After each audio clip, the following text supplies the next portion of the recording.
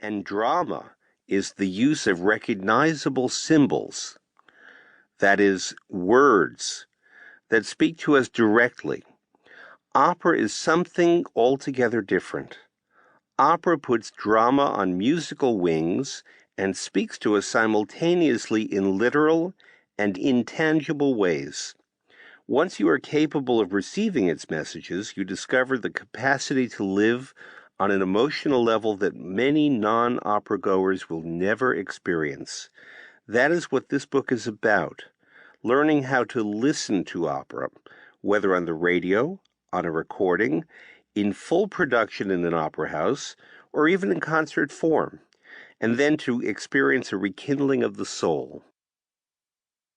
Many opera performances we opera-goers cherish are those that first made us love the art form. This period of infatuation, as in love, is one of all feelings writ large. Every older opera-goer you meet will say, "There are good singers and conductors today, but they can't compare with," and then they fill in some names, "who were singing when I began to go to the opera. Now that was the golden age." You should smile and ask the older opera-goer about his memories, but don't feel shortchanged. This is your golden age, and the memories you build will be recounted with pleasure to the next generation. Now that we have nearly a century of recorded performances, you have the unique opportunity to go back and hear how Caruso, Gigli, Di Stefano, Bergonzi, Domingo, and your golden tenor all sing a particular aria. Unfortunately, we don't necessarily give equal affection to more recent great performances. Once the infatuation period is past, however, this does not mean you will become blasé about opera.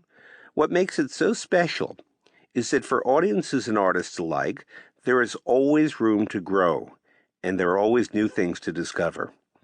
I have seen operas such as Don Carlo and La Traviata at least 50 times each, and they still fascinate me.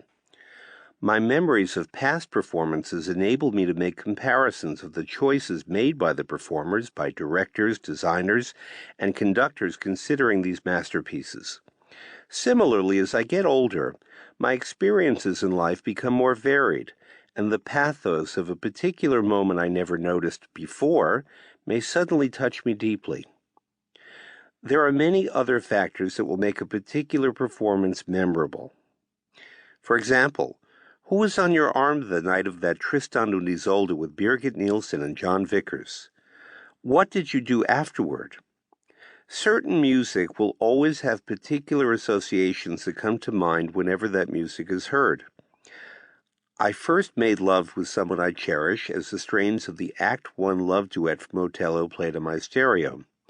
So when I hear Morella Freni sing that music, as she did on that video recording with Placido Domingo, is my heart warmed in a special way? Of course. This is an example of how deeply opera can permeate one's thoughts and feeling, and how, on re-encountering particular music, one's feelings can again be aroused. By their very nature, opera lovers are a subjective, opinionated lot. What touches me most deeply may have little meaning for you.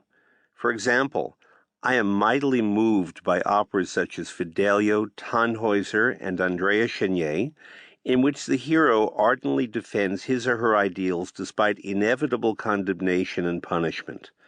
A more cynical opera-goer may find such utopianism unrealistic and will not have the transcendent experience I do.